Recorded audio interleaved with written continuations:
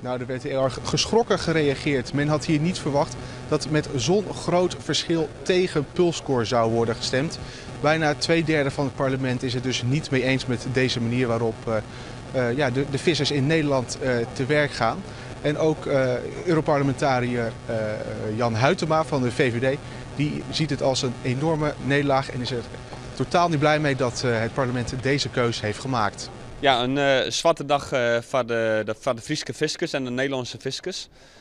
Vorige week liep het er nog op te gaan dat we de innovatie broeken mochten. Maar eigenlijk toch ik kan wel zeggen een lastercampagne en een headset in de Nederlandse fiscus. Is de stemming helemaal omslaan? Ja, ik denk dat we dat zien kennen als een gigantisch drama voor de Nederlandse vloot. Het is, we hadden eigenlijk net verwachten. Er zijn natuurlijk een soort scenario's mogelijk. Aan de ene kant, we kunnen verder gaan met deze duurzame visserij voor ons. De andere optie weer 4%, dat we weer om moesten. Voor ons is dramatisch. Maar ja, eigenlijk het meest zwarte scenario is de wie worden. De concurrentiepositie van Frankrijk en Nederland die loopt achter op die van Nederland. Nederland heeft de kans en gript om met innovatieve en nieuwe vissturen te komen die beter binnen voor het milieu en ik beter voor de visstand.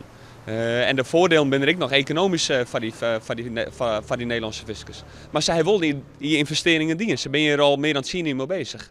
En nu blijkt dat het succesvol is en dat wordt net gunt terug Oorlog.